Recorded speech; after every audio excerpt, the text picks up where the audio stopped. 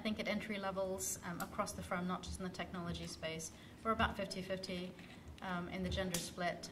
When you look at sort of seniority, by the time somebody hits partner level within a partnership, there are significantly fewer women, and it's been the case for a while.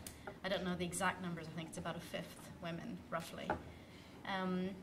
In terms of and then there are many complex factors for that. In terms of the most interesting change initiatives I've seen, I'll highlight two things. So I think everybody does mentoring schemes and reverse mentoring schemes and all of that. But the two things that have really sort of struck me in terms of, you know, how effective they are.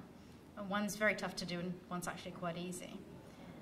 In terms of tough things to do, there are issues, big global issues, that firms get behind. And my firm made a global decision to get behind the gender parity issue. So it's the biggest issue for us as a firm that we support globally. We go to Davos and we talk about it. If it's all over our website, we track this, we do studies on it, we do economic studies. We just think it's a no-brainer. There ought to be more women across the world taking an active part in economic life.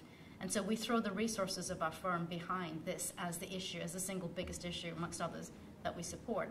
And that's very powerful because you've got a big global brand getting up there and saying this matters economically. You know, we're not a charity, we're a business, and this matters economically to us all. It's not that easy to do. I mean, that's, you know, that's a choice we've made as an organization. But there are lots of small, easy things that can be done. And some of the things that I've been struck by, one of the things I've been struck by, is there's a lot of research that suggests that your physical environment sends all kinds of signals as to who's accepted in that environment and who's not accepted in that environment. And really simple studies that say, you know, you have a sign-up sheet, a sign-up room where male and female students are coming to sign up for courses. And if you've got posters that women relate to, and potted plants around, things that women would naturally find more welcoming, they're more likely to sign up for those courses, regardless of what those courses are. And if you've got a stark environment or pictures of things that men would find more appealing, women are going to feel, you know, less included. So really, really simple things like creating a physical environment which reflects balanced needs, I think is a very simple thing that everybody can do, but it genuinely makes a difference. Thank you. Thank you. Do you want to say anything? Very quickly, couple of things.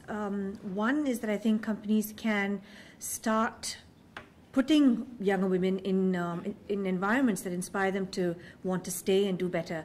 So it was only in the last couple of years that the company I was working for actually started a global women's leadership conference. And it's those environments that make women, you know, in the company of other women that are so accomplished, make them feel that they want to stay and do better and grow within the organization. So I think that's one.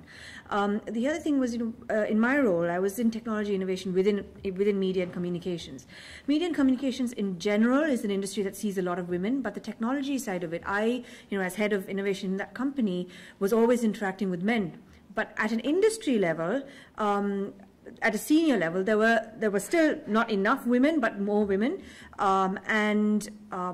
industry bodies, I think, need to start nominating more women to join committees.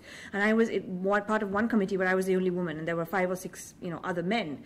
And I think they made the conscious decision to try and get more women in. So I think you can start at a company level doing things like putting women in environments that make them want to stay on, and then at an industry level recognizing it and starting to talk about it more, like Radhika mentioned. Thank you.